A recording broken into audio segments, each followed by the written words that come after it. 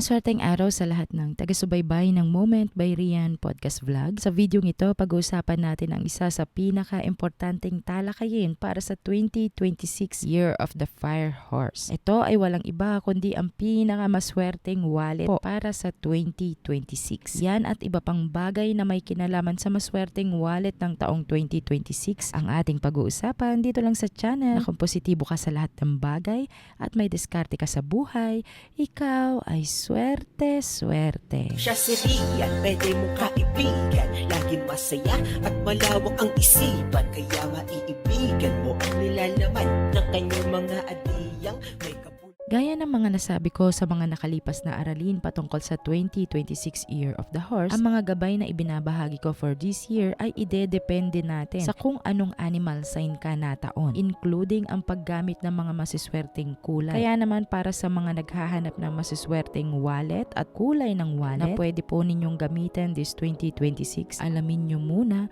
ang inyong animal zodiac sign.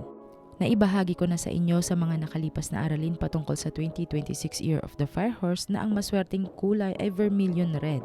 At noon pa man mga Frenny, considered auspicious na po ang kulay pula.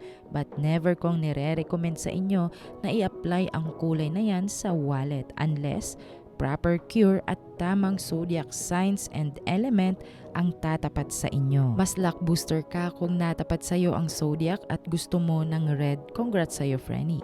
Pero sa mga alanganin sa pula this 2026 Year of the Fire Horse, narito po ang inyong mga gabay at kulay ng wallet according sa inyong birth signs and birth element.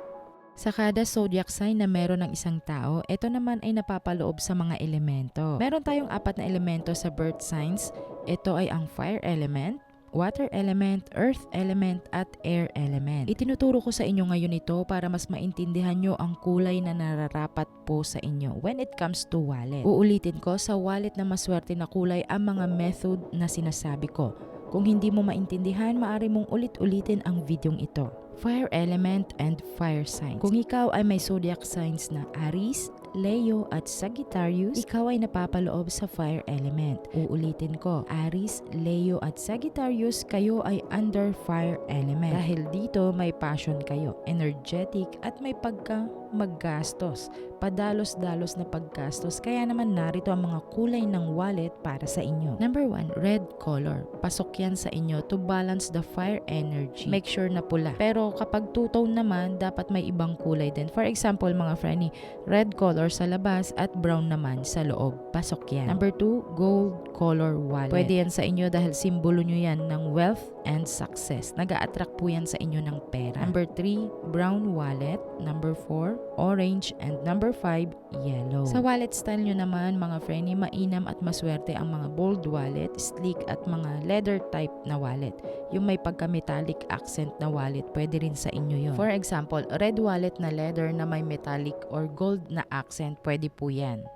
Earth element and earth signs. Kung kayo ay may zodiac na Taurus, Capricorn at Virgo, pasok naman po kayo sa earth element. Dahil nga kayo ay may katangian na pagiging practical sa pera at never mawawalan ng pera. For example, last piso nyo na sa wallet nyo. Pero dahil madiskarte ka, parating may pumapasok sa iyo agad. Stability ng money flow sa inyo. Kaya naman narito ang mga kulay na dapat sa wallet nyo at style. Number 1, brown color.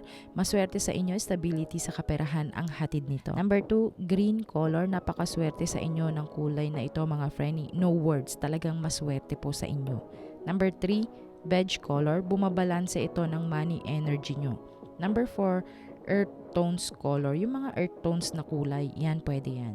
Sa style naman ng wallet, pwede sa inyo yung durable na style. Mga pouches, ganyan. Actually, yung dalawang kulay na nabanggit ko, which is yung brown and green, mga friend, yung dalawang kulay ng wallet na yan at style, yan yung niregalo ko sa aking ina dahil earth element siya.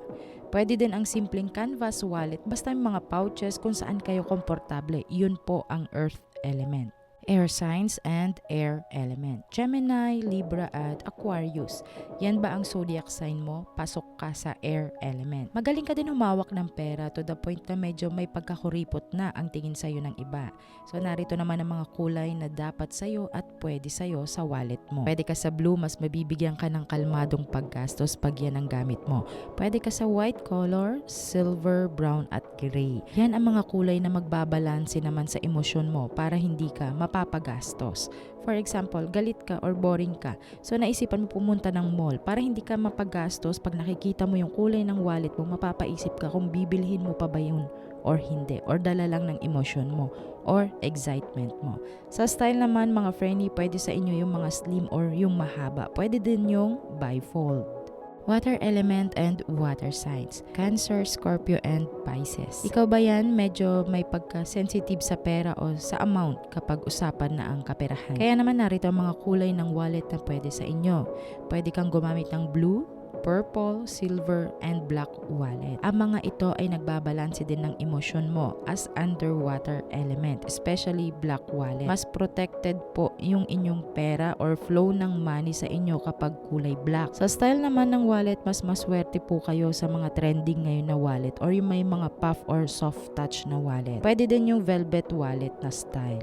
All in all, narito naman ang pinaka in general lucky color sa wallet, bag at t-shirt na dapat or pwede nyong gamitin. Kung Aries ka, red and gold color sa'yo. Kung Taurus ka, green and brown color sa'yo. Kung Gemini ka naman, yellow and gray. Kung Cancer naman, silver and white color. Kung Leo ka naman, red and gold color. Kung Virgo ka naman, brown and green color. Kung Libra ka naman, blue and pink color.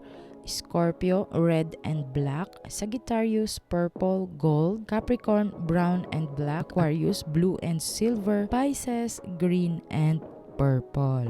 Ang mga nabanggit ko ay pawang gabay lamang mga friendly para may idea kayo sa tamang elemento at signs ninyo. Huwag kalimutan magdasal ng taimtim dahil yan ang pinakamabisang sandata sa lahat. Samahan ng sipag at diskarte para ang buhay ay swerte, swerte. Hanggang sa muling aralin, salamat sa pakikinig. Ingat!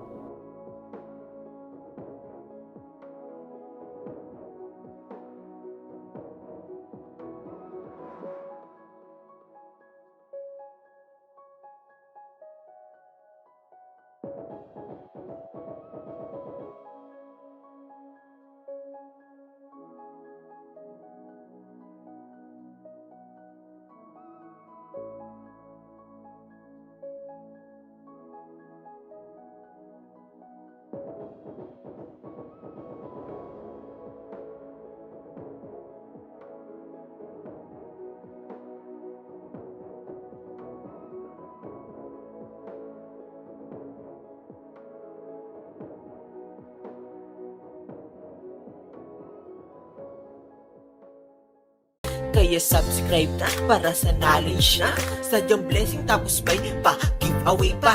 Pakiclick na lang ng bell para agad din malalaman mo kung paano gaganda ang iyong kapalaran mo.